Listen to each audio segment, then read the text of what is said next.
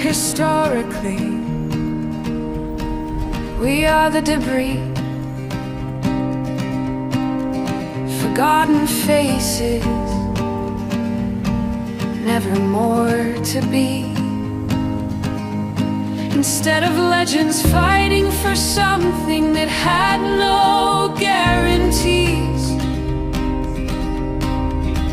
living ghosts we chose to live and die as their worker bees.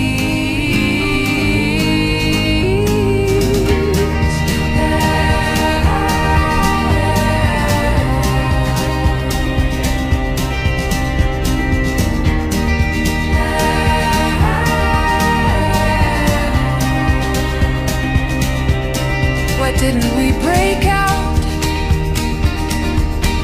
from their hide? Why didn't we follow our own sun to another life?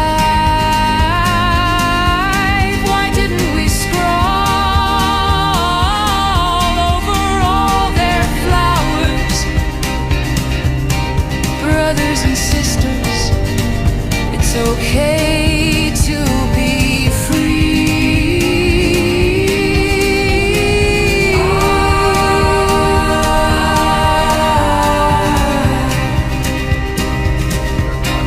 brothers and sisters, it's time to be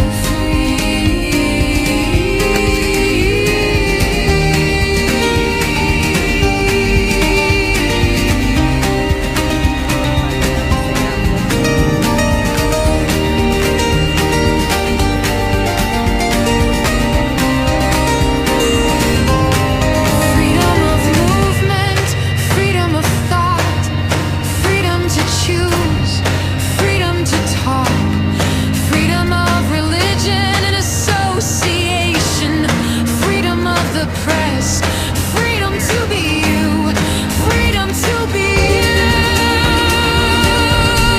freedom to be me.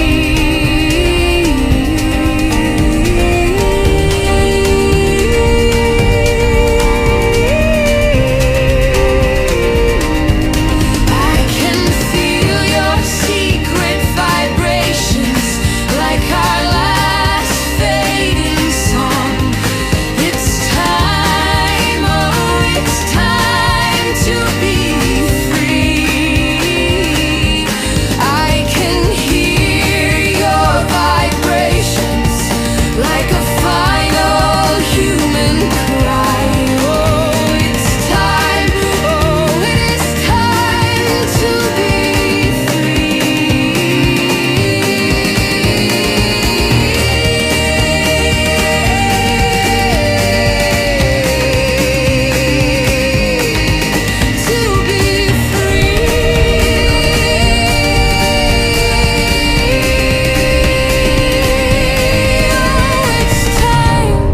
way past time to be free.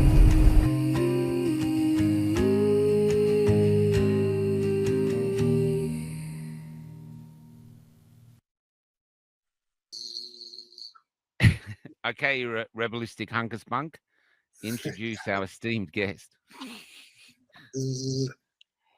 Yes, well, wow, what a treat. Today we have Nicolas Hulscher, a powerhouse. He's an epidemiologist and McCullough Fellow, Foundation Fellow, born and raised in Michigan, graduated from Oakland University where his focus was on pre-health professional studies. He continues education at the University of Michigan, School of Public Health, where he earned his Master's of Public Health degree with a specialization in epidemiology. Haven't we heard a lot about epidemiology in the last 5 years?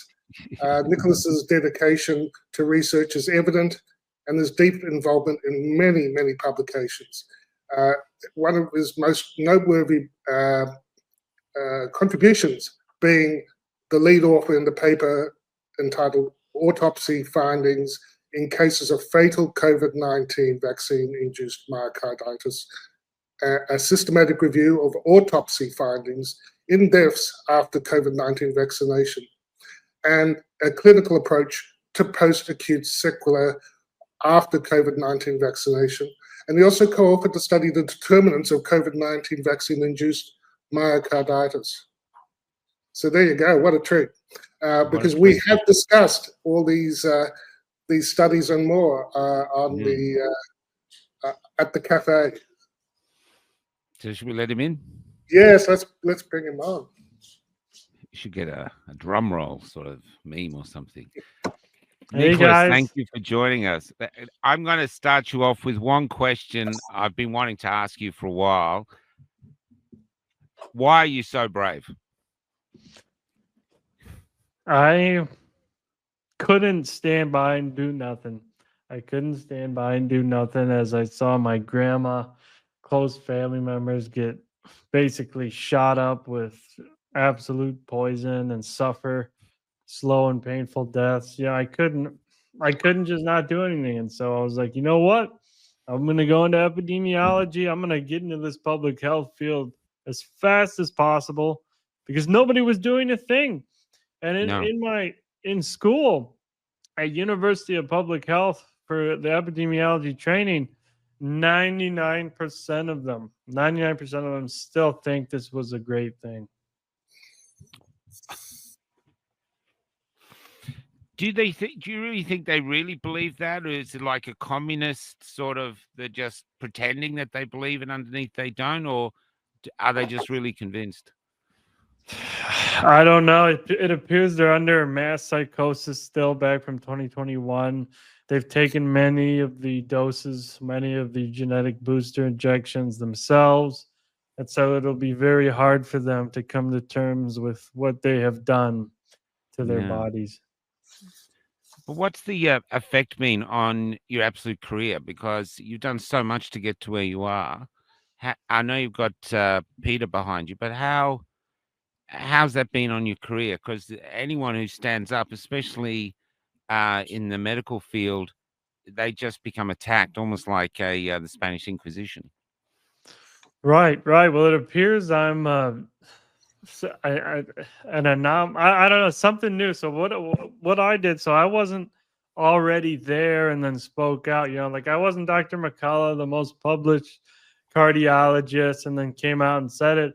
I started out coming out and saying it while still in school.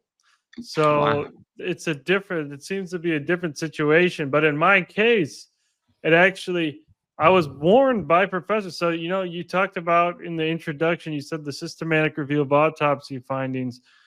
I presented that at the poster session, the epidemiology poster session there. All the professors saw it. And I got a warning by one of them saying I would have no career if I kept working with McCullough, if I kept speaking about vaccine injuries. They said basically, it would be a bad decision and threatened that I would be screwed. But it appears actually that speaking out against these shots has put me in a much better career position than I would have been otherwise. So they were completely wrong. And I think because I spoke out, it actually resulted in a better outcome. Yeah, Who would have guessed the truth would break through and be of benefit to people? That's great. Just going along like a sheep, and just repeating same old, safe and effective. All vaccines are safe. There can never be any problems. Just to keep doing that. I just don't understand how some people are still like that. They subscribe to what appears to be called vaccine ideology. It is a form of false religion. In fact, the biggest false religion in the entire world. Yeah, it's like Big Pharma carefully wrap their product in a dogma. So they've created the religion basically to sell their product. But can I go back, Nicolas? When you said about your family, can you share some examples? And what happened to your family? Was it the COVID shots or was it other medication that drove you to this? Yeah, so my grandma, she received her Moderna booster shot. She was fine. I mean, she was great. Now she was kind of old. She was in her 90s, right? But she was one of the healthiest 90-year-olds I've ever seen. And then she gets Moderna. Okay, things start to go downhill. All of a sudden, she starts to get forgetful. She gets the second dose. She goes to the doctor, and they say she's got encephalitis. So she's got brain inflammation. And so basically, since that time, since those boosters, she went on a completely downhill, required hospice, and slowly died while, having horrible memory. She couldn't remember anything. And the doctor even admitted it was probably from the vaccine, this encephalitis. So yeah, there was that. And regarding one more thing, another family member developed stage 4 cancer actually Oh yeah. after these injections, multiple boosters. And then one thing that really always makes me angry, now it doesn't have to do with COVID shots, but my dog got a battery of vaccines in one visit. He was about 9 years old, 4 vaccines at once, and he developed a extraordinarily horrible jaw cancer. So he had this massive tumor growing in his jaw. He died a slow and painful death. And then again, this tumor appeared shortly thereafter, shortly after this bolus of injections. So, I'm like, they haven't tested these injections, right? I mean, we really don't know exactly what's going on here. Even for the animal vaccines, for the childhood vaccine schedule, it's not been adequately tested. This entire system of injectable products is extraordinarily flawed. Mm. It's actually got a once Reagan allowed them, you couldn't sue big pharma. He actually created a perfect business model, and now the only thing that was holding them back was the length of time it took them to develop a medication. And now with mRNA, they've got rid of that obstacle. So basically, it's a perfect business model, and they've got all these believers, like family members and stuff, who just go up, and once the doctor says, "Here's your vaccine," my parents got 3 recently in a day, and I'm going, guys, they watch everything I do, and yet my father said to the doctor, "Oh, I don't want the vaccine," and the doctor said, "Oh, this is an improved version." So my father rolled up his sleeve, and I'm thinking, let me sell you a house, man. I'll sell you a bridge, like, yeah, it's an improved. I mean, come on, but there's no question. There's this obedience to them that I struggle with. Yes. People trust authority figures. They trust their doctors. It's been like that for such a long time, but unfortunately, it appears many of these doctors can't be trusted because they like to administer lethal gene therapies to their patients under the guise of vaccination. So, yeah, things have to change now, and I think people are waking up to that. I mean, Mm, uptake of all vaccines is now collapsing because people mm. understand what's actually happened. So yeah, but it's disappointing that people, if their doctors say do this, they will do it. You just became Paul's favorite because he's been calling it a gene therapy ever since literally got suspended Yeah. as the first. Do you want to fill him in on that, Paul? Because yeah. So, Nicholas, what happened to me? I'm an anesthesiologist, critical care doctor, 32 years, good standing, no complaints, no patient complaints. And in September 2021, when the mandates were in force, I made some posts on Facebook. And I was talking about relative versus absolute risk reduction. I was looking at the data. I was discussing science as I understood it. I thought, what's the big deal? I'm a doctor. It's my duty to explain the science to the public. And next thing, I got labeled as a threat to public health, what they call a Section 150 hearing, for a suspension hearing. And on the 3rd of September 2021, it's on my Substack, paul.osterhuis.substack.com, I gave my testimony and I said, guys, you're calling it a vaccine. Firstly, they asked, are you vaccinated? All they really cared was, did I get the COVID vaccine? And I said, look, I'm fully vaccinated. I've had rabies, I've had flu, I've had TB, I've had Hep B vaccines. Oh, you mean V shots? These are not vaccines. These are actually a type of gene therapy. We have no long-term safety data.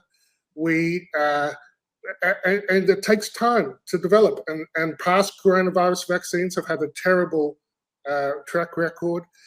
Only a tiny number of people have had this type of technology for cancer. I think it was like 200 and something people in all of history before they gave it to billions. So I said, you know, I have a real concern giving a drug which has been miscategorized as a vaccine, which is actually a gene therapy, you know. And I said, because it was miscategorized, it hasn't had the normal studies that you expect a gene therapy to have. You haven't done oncogenicity studies. You haven't done genotoxicity studies, because this is a gene injection, a gene transfection, a gene transfer technology. And you have an obligation. I have as a doctor, and you as a medical counsel have an obligation to provide informed consent. And that was actually the birth of the Lighthouse Declaration too, because that was when I wrote the draft of the main principles of the Lighthouse Declaration. It was all about, let's end the censorship, let's have informed consent, and let's get government out of the doctor-patient relationship. Let the doctors be honest and give their honest appraisal. So that's how I started. And this was now nearly 4 years ago. 3rd of September will be my 4th anniversary of getting it on the public record that this is what it is. And 4 years later, people are catching up. But I was suspended. I ended up suing the medical council in the Supreme Court. And the hilarious thing was, because of lockdowns, I was yelling at my screen on my phone in my pajamas while arguing in the Supreme Court, and they dropped my suspension. So I was the first doctor suspended in Australia, and I was the first doctor unsuspended in Australia through arguing in the Supreme Court. And but I had lost so much faith and trust in my profession, and they were still requiring the shots to work. So I'm now a retired shit stirrer. I'm a professional shit stirrer. And I spend a lot of time, you know, going through the research, and that's why I'm so familiar with your work and the work of Peter McCullough and the tribe. And it's wonderful. Your contribution has been amazing, and we're very grateful. Well, listen, you're an absolute legend. You were one of the first to speak out, face backlash, but you persisted. And, you know, I applaud you so much. You know, really, many of these people in this movement, you know, they didn't come out. You know, they took a few doses. They went along with it for a while. And so, yeah, you were obviously one of the smartest, you know, doctors in the world, really, because most of them just like walked like a sheep, went right through it, harmed their patients, and you were clearly a legend. You know, Nicolas, it was what you said. It was what you said. I didn't have a choice. You know, it was like me, Rosneil Cook, the psychologist, who got suspended at the same time, and Dr. Robert Brennan, we're the three founders of the Lighthouse Declaration. We didn't want to stick our head up. We wanted to stay private and not be public citizens and not cop all this. But we just kept waiting for someone else to say something, and kept waiting and kept waiting and kept waiting. And then finally, we just couldn't. We couldn't. We had to say something. Our duty under the Hippocratic Oath, our duty as professionals, we felt it was worth whatever happened, and no regrets at all. You know. Nicolas, before we go on, and we get to sort of the discoveries you've made. Can I ask? I tell people if you took the jab and it didn't affect you, you just went on with life as though it was normal. But if you decided to decline to take the vaccine, I don't know if you've taken it. Basically, you began an odyssey because you lost people. Society suddenly turns against you. You have to draw on inner strengths that maybe is an arsenal that you've never had to use before, and you change. And I'm just wondering how you've changed from, say, from when you first heard of COVID and was doing your studies to now by taking the sort of the road less traveled. How have you changed as a person?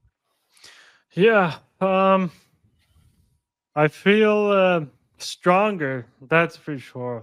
Psychologically, much more strong, less prone to feeling feeling bad or feeling degraded if somebody, criticizes or said something. Now that just deflects right off like a mirror. Um, because now it's like, so now there's half the people that like to, still advocate for the jabs, say we're crazy, say we're the ones causing deaths. There's still about half, maybe probably less than half, that still come out and just vehemently attack us. And so yeah, that deflects right off now. But yeah, I never got the jab. Even it was required by the school. I didn't get the jab. I got How did an you manage to exemption. pass that? Oh, you got an Well, exemption. You got an exemption. I got an exemption, which it was an option. I don't know why more people didn't do that, but thankfully, I didn't get it. I had some family members get it, like I mentioned earlier. But yeah, and then so I was probably one of the only people in that school that didn't get it. That's I great. remember they would always say, all my classmates would be like, "Yeah, are you good? Like we're going to get the booster tomorrow. Like I'm so excited." And it was kind of crazy. It was crazy, and I couldn't wait to get out of there at that point. And then, but yeah, now at this point, before it would get to me. The attacks would get to me. Mm. When they would say like, "Oh, this is wrong. That's wrong. You suck." I'm like, dude, I just started a year ago. Like, you've been here for 40 years and you're giving lethal gene therapies to people. Like, but yeah, it's uh, it's now at a point where as each week passes, we're discovering more and more catastrophic things, and Yeah. that part hurts because we never thought necessarily we would detect some of these things, but now that's what's happening.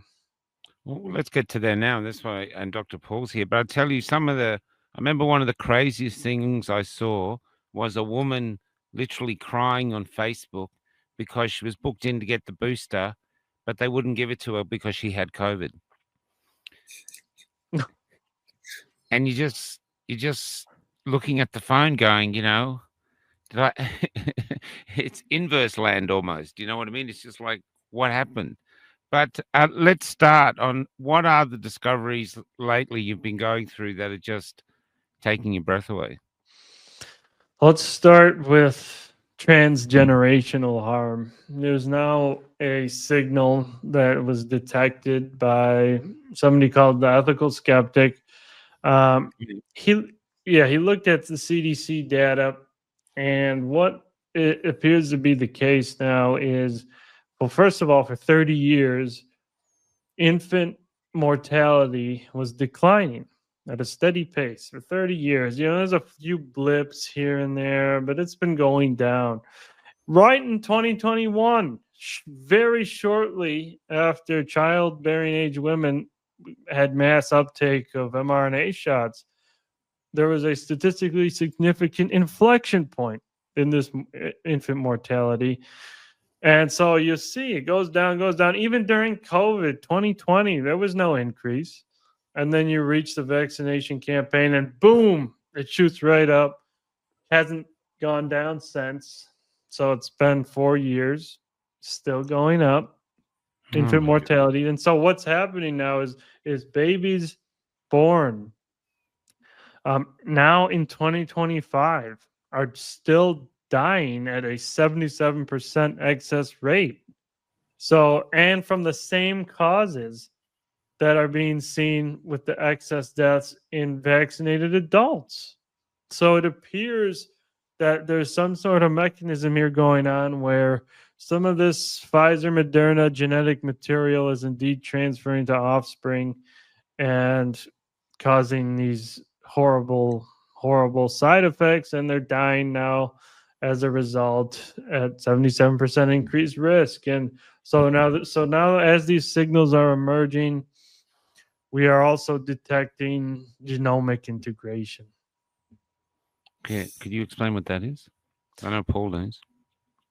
Yes. Well, I'll start with so first of all, genomic integration, just in layman's terms, will mean you will have Pfizer or Moderna code in your genome, right? So your cells or whatever transfected cell lines will have this Pfizer code in these cells, which will then be forever producing these toxic spike proteins, right? So that's the implications of this genomic integration. But the other week or the other day, Neo7 Bioscience, a biotechnology company, research company, they have discovered in a vaccinated cancer patient, they looked in their tumor, in one of their tumors, and they found Pfizer, a Pfizer sequence in the tumor integrated into chromosome 19. And so this is very, very worrisome, and it indicates that this appears to be some of the first direct molecular evidence of genomic integration. And most concerningly, is this was in a tumor, right? So you have this Pfizer installation in the chromosome 19. The implications are so profound, right? And this explains why we had a study come out last month on the preprint server. It's now undergoing peer review. It explains why thousands of genes become disrupted, right? So the transcriptomic level now, our recent study shows that it becomes basically chaos, right? So you have hundreds of genes turned on, hundreds of genes downregulated, turned off when they shouldn't be. And all of these genes have to do with cancer control. So the cancer suppression genes are being turned off, right? So P53 and BRCA, those are severely dysregulated. You have genes related to mitochondrial function being disrupted, particularly on the electron transport chain complex 1, it's called, kind of the first start of this chain.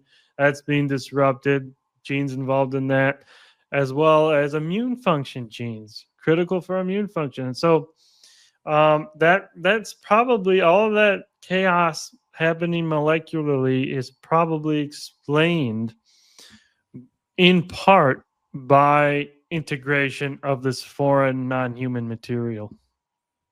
Yeah, I think that's an important point, Michael. It's these are synthetic gene injections. These sequences have never existed in nature, would have never arrived in nature. They're artificial. They're xenonucleotides, XNA rather than DNA. And no one knows what the results of that is.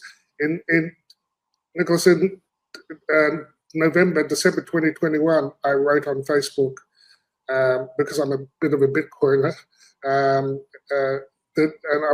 I said, humanity is at a hard fork. Just like Bitcoin split off into Bitcoin Cash and that.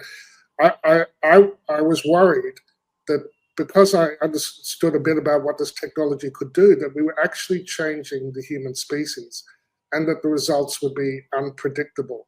And I was worried, and I warned the medical council the results of this experiment could be staggering. And I think that part of the implication is that we're producing a whole cohort of humanity that potentially is going to live shorter lives and sicker lives. It was one of the things I feared the most about this technology, and it gives me no joy that seems to be what's happening. What do you think? Yep, that's exactly what's happening. You know, your fears have unfortunately come true, and many others' fears. You know, these warnings were ignored by most of our all of our regulators. They they brushed it off as conspiracy or unfounded, and now we have to suffer the consequences, the transgenerational consequences of this. Right? I mean, you have some compounds that cause transgenerational harms, like what Agent Orange, when they used to spray that screwed up generations. I mean, so you have compounds that have done this in the past, toxins. This is no DES, different. What was that? DES, still Yes. beef roll.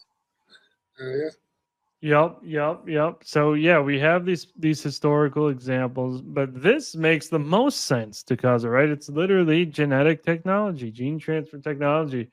It integrates, it's going to pass to the offspring. And so um, what do we do now? We gotta keep uncovering the full scale of harms in order to expose them, to stop the administration of these. That's key. But we have to find ways to remedy this, right? Because Mm. literally most of the population was transfected. I mean, we have to find ways now, safe ways to stop this. Yeah, it's extraordinary, isn't it? It's extraordinary that like the upper echelon has just pushed this across the whole world. I remember early on because well, we already started the podcast a few weeks before Dr. Paul came out, and he came on our show, and the whole propaganda machine was saying how dangerous ivermectin was. Don't take ivermectin. They banned it in Australia, of course, because if they have an alternative therapy, they can't mandate the vaccine. And he gets on our show with a huge tube of ivermectin he bought at a pet shop. That's it there. And he's just on our show, just injecting it into his mouth, which is probably one of the reasons why we're so sensitive. but there was even that though, it sounds a joke, but here he is. Look, I'm pushing it into my mouth. I'm a doctor. You know, it's evidence that this is wrong. We go to gatherings and we can have up to 200-300 people, and we ask two questions. We say, stand up if you know of anyone who died of COVID, and maybe one person stands up, if that. And then we go, stand up if you know anyone who has been injured or killed by the vaccine, and the entire room stands up everywhere we go. And yet we post this, and the people come out and go, oh, that's been a setup. Yeah, because we got that kind of money. We're paying 250 extras, we've got green screens. No, it's really interesting being in this little group of truth hunters, and that's what you're doing, Nicholas. You're trying to, like a detective, trying to find out, okay, what's actually, or an air traffic when they have a when they have a plane crash and they send in the crash investigators. This is what it's like you guys are doing, but without the funding and with the whole system just trying to shut you down. It's That's extraordinary exactly it. time. That's It's exactly it. extraordinary time. Yeah, Yeah. we are facing immense censorship. Our papers get retracted after they get published. They get approved. They pass peer review. They pass the editor's checks. The editor in chief signs off on it, and then anonymous people from what's called pub peer start to message the journal, and then they retract it a month later, and we continuously face that now. And so they try and shut it down, and we are literally just trying to see what's happened. Right? We're not like, I don't know what they think we're trying to do. They think we're trying to like sow chaos or something. They think we're just like lying. No, we're finding out what has happened to humanity from an experimental product. I mean, there should be nothing wrong with that. They should be fully accepted. They should publish these papers so we can finally learn what's happened. But everything's been compromised. Everything in the scientific journals, the regulatory agencies, the governments, it's all compromised now. And so, we got to turn that around. You had the work of Dr. Paul Thomas, pediatrician, who was just writing a paper with James Lenz Wheeler, who was someone I was following and writing it about what he was seeing in his own practice. And he had a large cohort, relatively speaking, of unvaccinated children and vaccinated and partially vaccinated children. And when you look at the graphs of all the different conditions, and then the huge difference between his unvaccinated and vaccinated children in terms of practice visits for everything from asthma to allergy to it really stands out. And they pulled they made the paper retracted. There was no problem with the data. It was his data. It was what they observed. But the lobby, the big pharma lobby, tried their best to remove any trace of its existence. So it didn't just start, with COVID. We've met colleagues who have been cancelled by our medical councils because of conscience, on other issues. God forbid they had Christian values, which seems to be at odds with our regulators when it comes to certain topics like, dare I say it, abortion and late-term abortion and stuff like that. So doctors were being cancelled for years now without us knowing it because they had conscience, And what I found over my years of practice was that there was always room for a doctor to say, no, I don't think I'll take part in this procedure because it's against my religious beliefs or my spiritual beliefs. But that all went away when the COVID hysteria came. Things like exemptions and informed consent went away. And that was one of the points. If you can't talk about it openly and disagree, agree, it doesn't matter. You don't have science if you don't have debate. If you have censorship, you don't have debate. If you don't have science, and you don't even have democracy anymore. I realized that this was hitting at the very core of what it meant to be in a democratic society. So it's very disturbing. But like you say, although it's been very hard to get the message out, and I think Michael and I and yourself have a lot of experience in the massive censorship. At the moment, we're talking at the Lighthouse Declaration, there's been a lot of work into the infertility. And we've had people like Doc Biss and reproductive specialists do a roundtable, which is at the lighthousedeclaration.org. And Ros can't even get her emails out now. She sends an email to me and it gets blocked.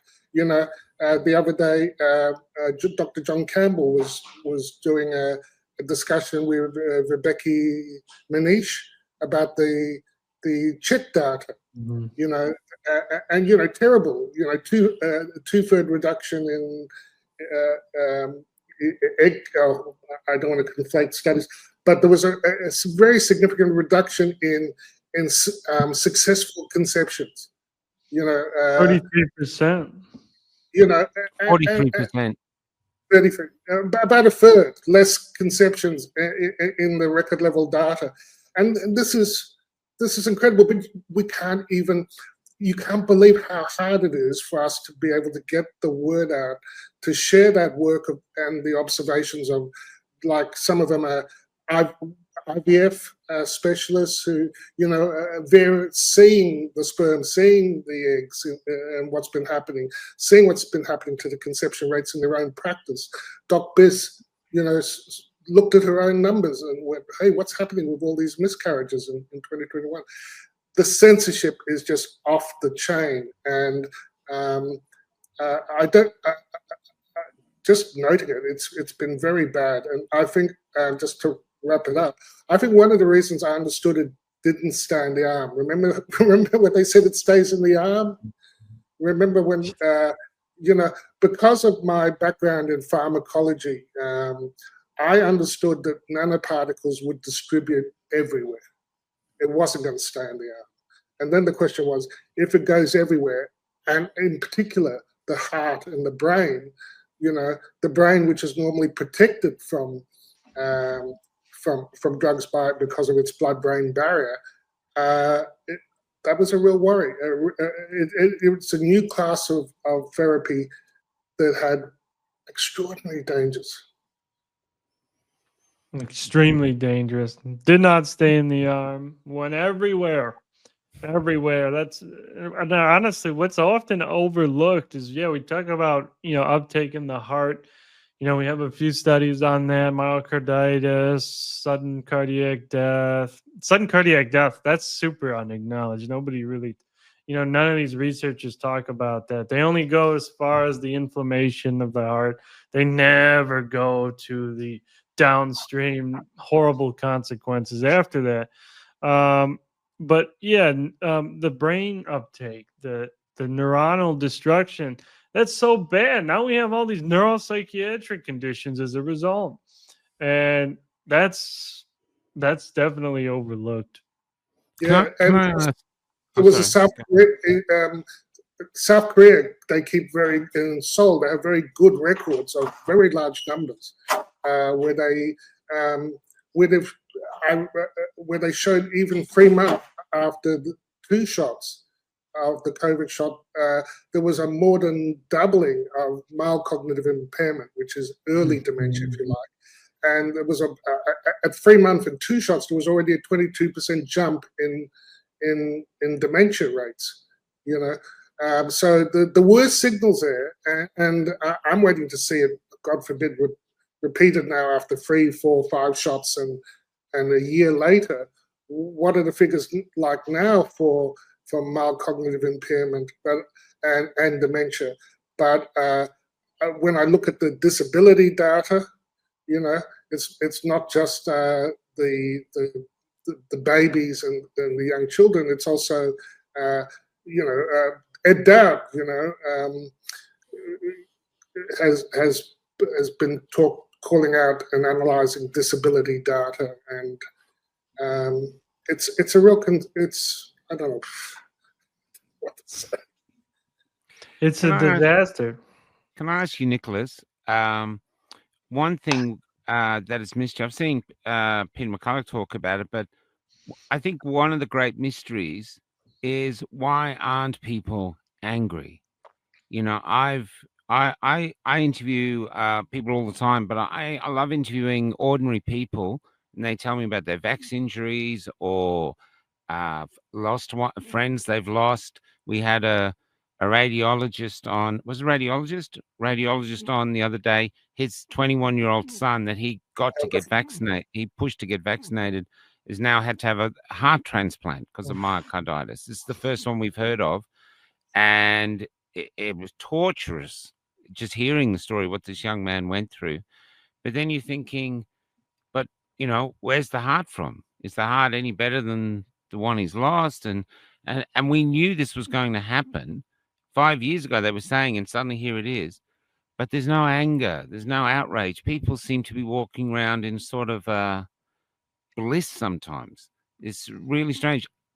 Is there any evidence of this the spike protein affecting the brains, like even emotionally lobotomizing people or something? It's just, it doesn't make sense, Yes. Yeah, it appears to act as a chemical lobotomy. That's one of its functions, unfortunately. It was linked.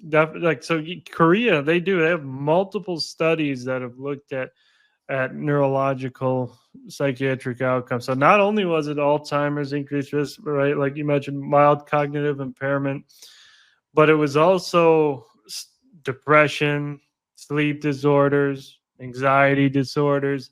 a study by Thorpe and colleagues recently looked at the VAERS system for neuropsychiatric events, and they compared COVID shot reporting rates compared to flu shot reporting rates, right? It's the standard comparison analysis to look at safety signals. And there was literally a massive amount, over 50 safety signals for neuropsychiatric conditions with the COVID shots. And anything you can think of, right? But it all stems from the fact that yes, this spike protein is extremely neurotoxic. It induces hyperinflammation in the brain, it appears to deposit in neuronal tissue, as evidenced in a study by Ota and colleagues. The mRNA gets in the brain. Literally, you have spike being produced in the cerebral arteries, confirmed at autopsy. So that's, of course, just by that happening, that's of course going to result in psychological disruptions in people when you have that much going on in your brain. And so, yeah, some people appear to now be numbed. I guess, if they are suffering severely, maybe they just, I don't know how exactly it will correlate to not being angry to being into like you said, like a zombie like state of, oh, everything's fine, everything's good. Maybe because they just don't want to accept it and they want to pretend everything's fine, right? They read this stuff online, they see all these harms, they just shut it out of their head. And I think a lot of people have been demoralized from shouting out, from already being angry for so long. They can't be angry for much longer. They're just so tired of speaking out. Nothing changes, and they shut down, and they just, they're like, all right, this is just what's happening. And so, so many things are happening, but this new stuff, though, this new transgenerational stuff, like that's got to get people angry, right? I mean, when I first read that signal, I was like, no way, this is bad. I'm pissed. Yeah.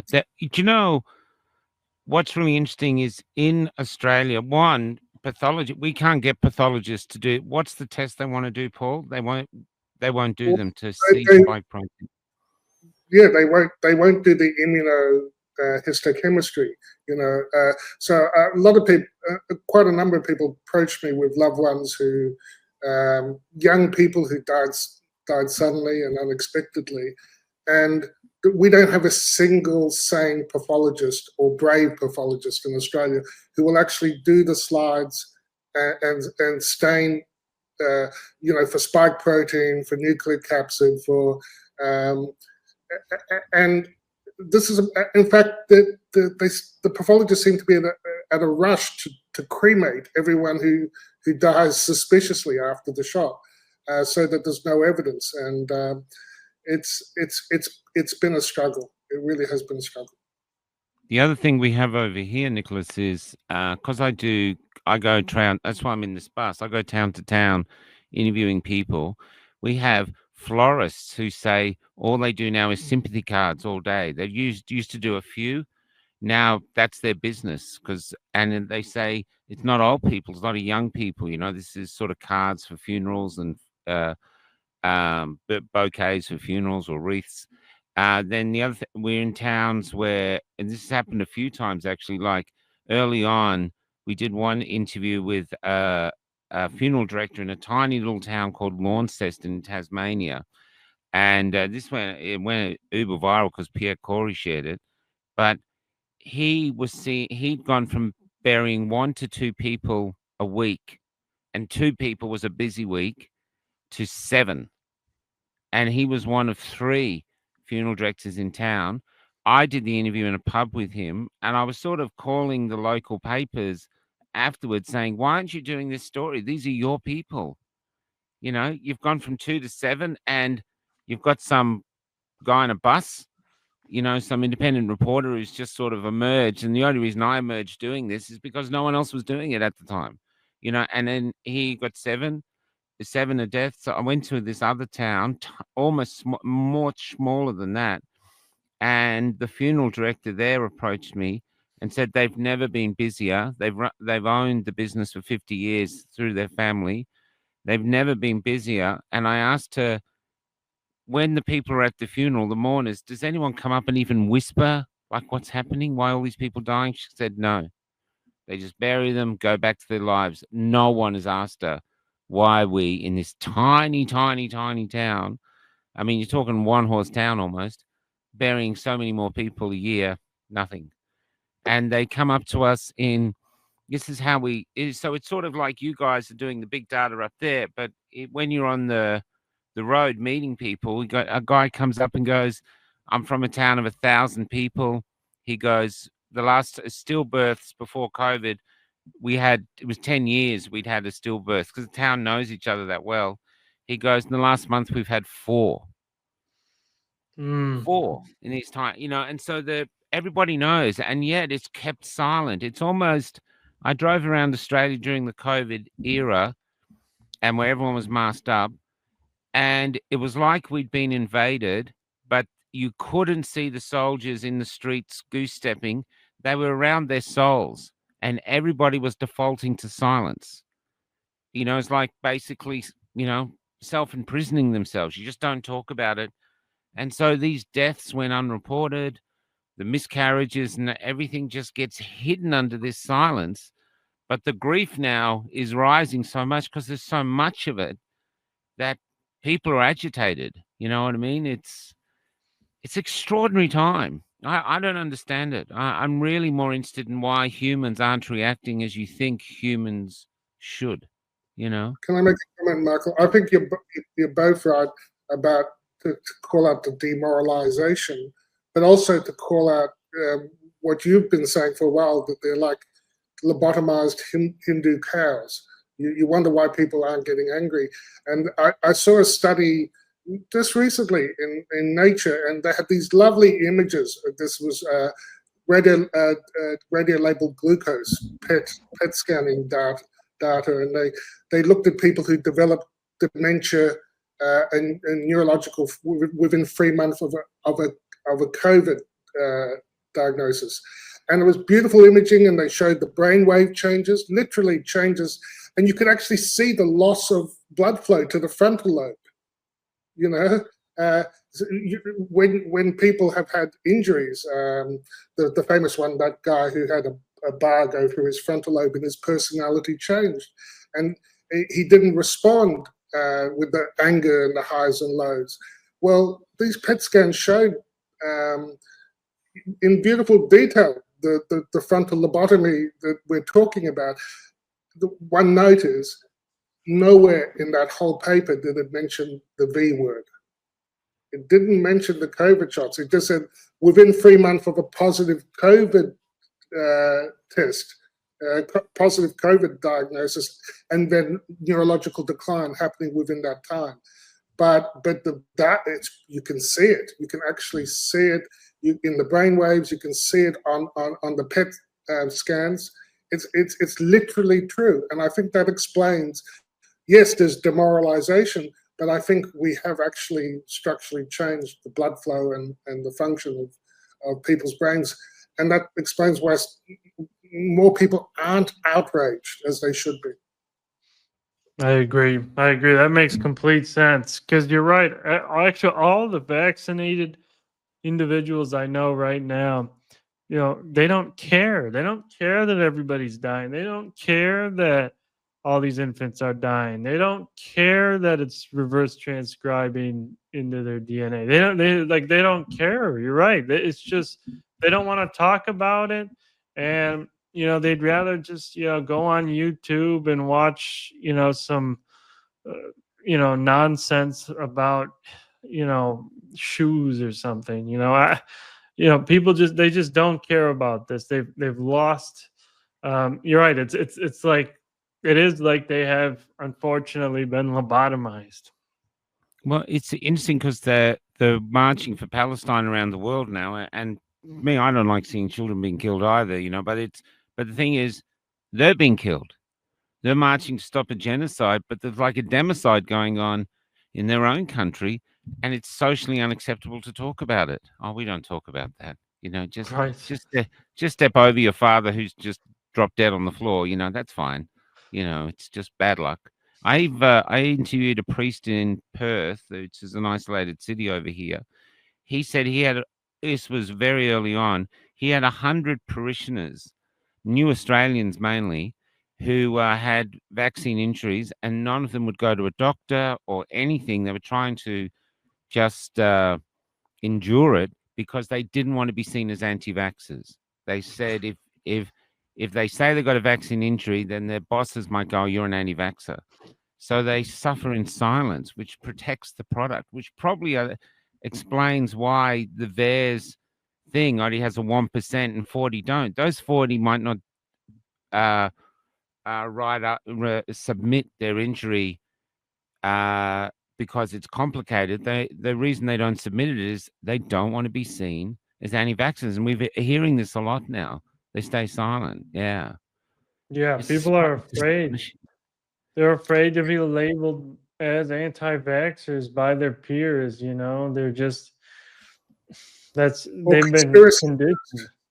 or conspiracy theorist. I've been saying for quite a while now, Nicholas, I'm not a conspiracy theorist. I'm a coincidence theorist, and I see lots of coincidences. One of the other things, apart from undermining the vaccine rollout, you could say, I was talking about early treatment with hydroxychloroquine and ivermectin, vitamin D, zinc. I said, I'm no longer a doctor. I've become like, there's religious zealots for the vaccine. I became like a minister, a lama of early treatment. And you say, I bless you all in the name of the holy horse paste, the hydroxy, the vitamin D, the zinc, the quercetin and zinc ionophores, and the mysterious melatonin. I had to give you the prediction, Nicholas. It's the new faith, if you like. Well, I'll tell you, I subscribe to your faith. I'm part of your ideology there. That's for sure. Can I ask you, out of the protocols that are being pushed now, because because of the podcast, we get people wanting to sell their product all the time. Oh, this fixes it all. This repairs everything.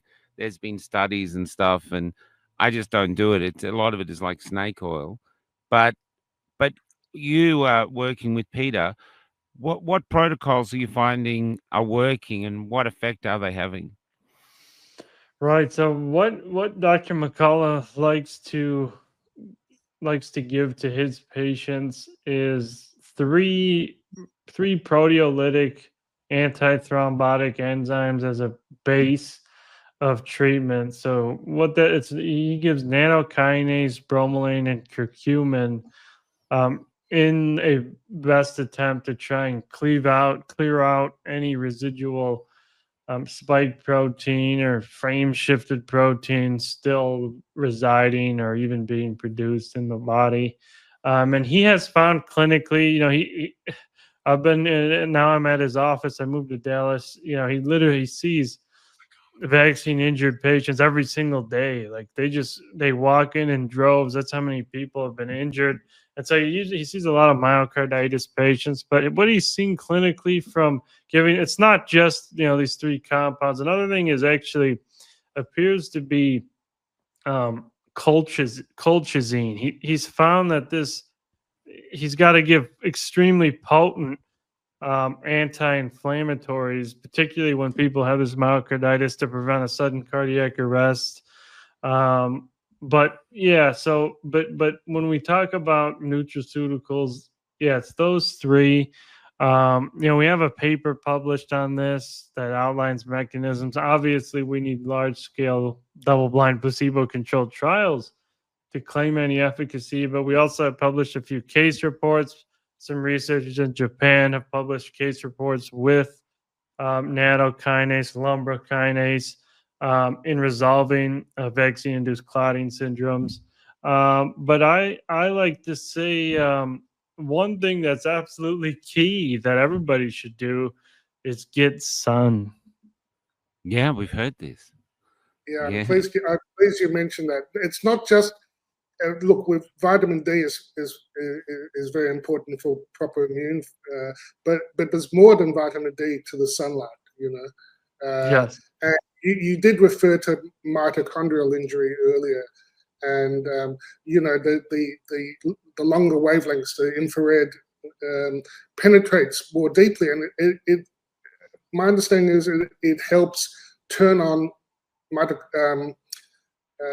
melatonin production within mitochondria, which is a very powerful way of mopping up the free radicals and that are destroying. So yeah, I'm very pleased you mentioned it, because so many benefits from sunlight, and people are starting to recognize it. Yes, yes. And there's multiple studies now that show when you increase the vitamin D levels from inadequate to adequate, there's two. One shows improvements in myocarditis outcomes and symptoms. One shows improvements in post-vaccine syndrome, post-vaccine chronic fatigue syndrome. So yeah, it's definitely, definitely should be in the pipeline of tools, that's for sure. And And, walking. and cancer too, Yeah. having proper levels of vitamin D is Angus Dalgleish, the oncologist in the UK. He and others recognized that you need to have a good level of vitamin D for some of these anti-cancer treatments to work. Right. It's vital for your an optimal immune system, and of course, cancer. One of the things that's taken off in Australia in a way is the recognition of the DNA contamination from process 2. All the studies, all wonderful, wasn't what people were given. 40,000 people, it came down to, I think, something like 167 people decided the fate of the study. And there was only like 200 and something who actually had the witch's brew from the vat of genetically modified E. coli, which is what they gave to the billions of people, along with the lipopolysaccharides, which this is on the cell walls of the E. coli. I call it process 2, because E. coli is the main bacteria in shit. And they literally, Michael says, we injected shit in people. Well, it's closer to the truth than most people realize. Lipopolysaccharides, but worst of all, the plasmids, the actual synthetic, where they manufactured the mRNA within these genetically modified E. coli. They had the undisclosed SV40. It was because it came from their gene therapy lab. I'm talking Pfizer here.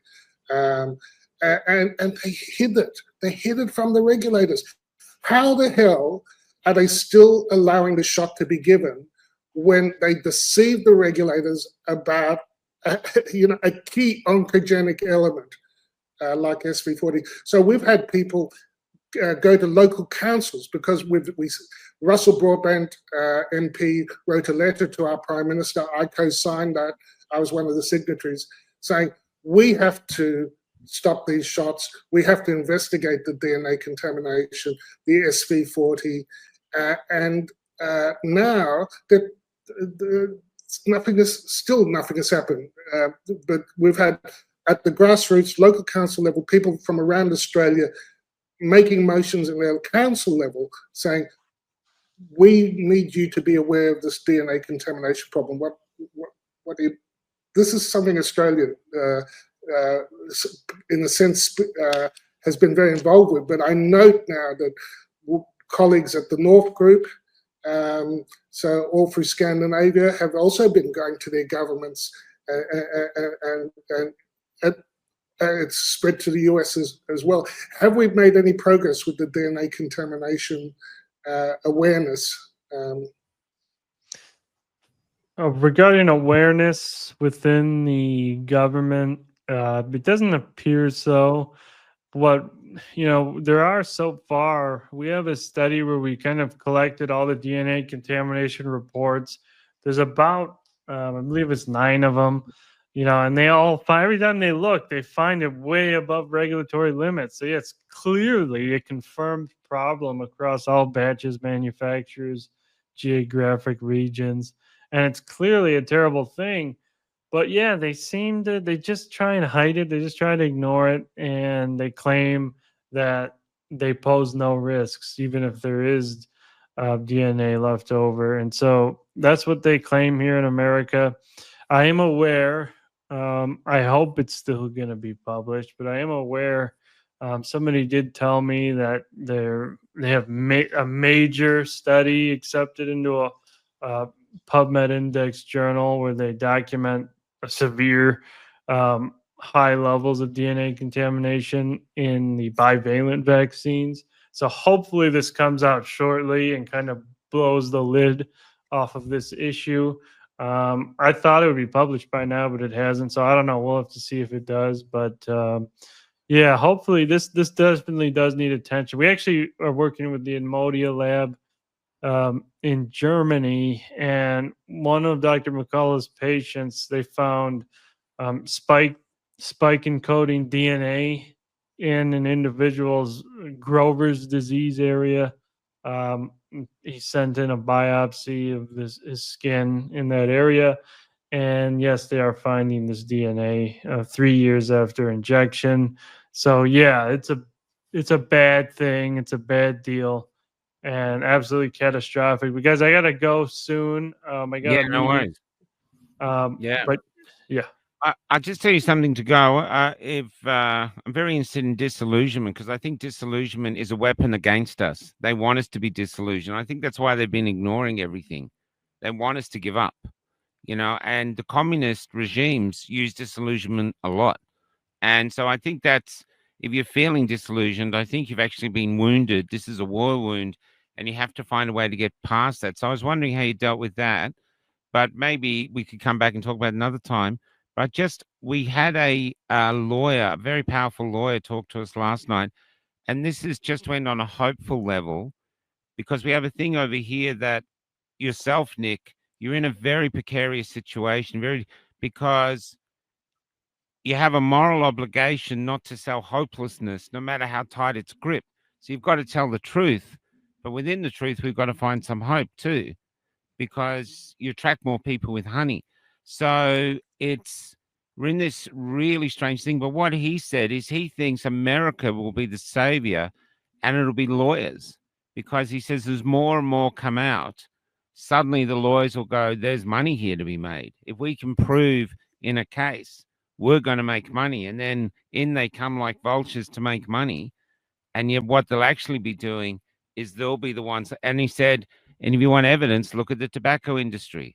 That's how that happened.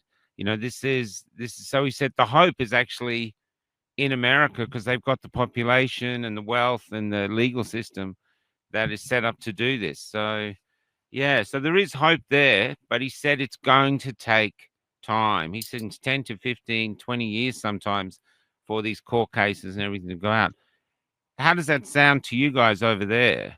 Is that That sounds about right. Like what could definitely happen. I know a large lawsuit was recently filed against our CDC for operating, and what they allege is an illegal vaccination schedule, right? Because it's 72 doses.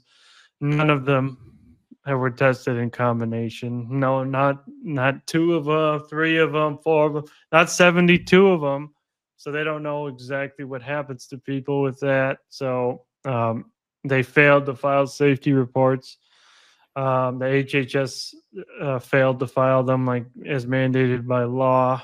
And so, yeah, they've broken the law here. And so, yeah, there's all these lawsuits now that are going to be coming in for sure regarding vaccines, COVID vaccines. And yeah, I agree. I think that could be a conduit trigger to blow the lid off of this whole debacle.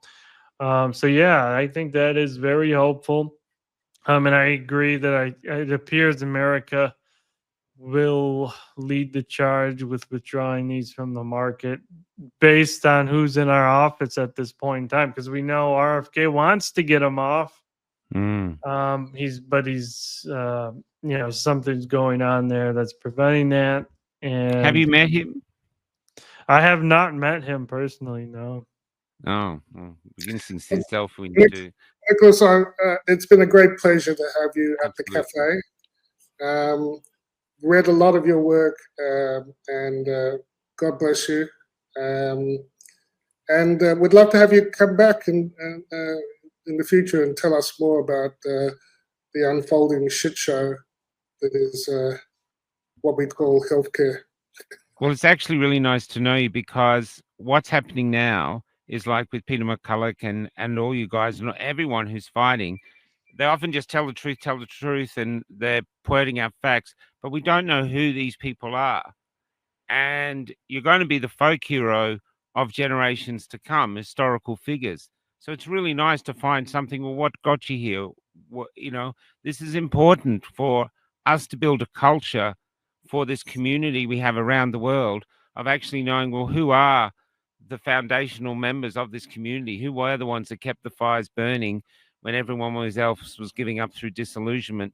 We kept the fires burning until reinforcements arrived. So, yeah, that's why I'm really glad you came on and spoke, Nick. And in Australia, you got a ton of fans over here, man. You come on a tour, the government will probably shoot you. But there'll be a lot of people.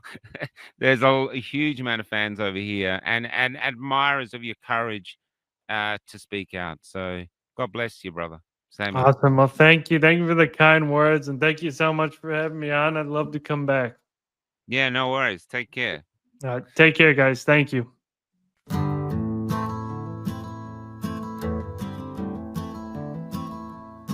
When I met Jesus Christ, he was almost 10 years old, and he was helping his mother push a trolley full of all they owned. And because they couldn't find an inn they could get in, they were heading to the city and leaving Bethlehem. Couldn't you perform a miracle? I'm out of them, he said. I tried turning nothing into warmth, but it just made my mother cry. It just made my mother cry. Mary Magdalene has become a man, and tonight he's old, and she has been riding my tram. Now it's late and she's trying to sleep beneath a poster for a bank. Your dreams are important to us as it bathes her face in gold. Come give us your natural gifts, we make wealth from toil. Come pretend for history's page that we're advancing Australia fair. Let's pretend that we're all advancing Australia fair.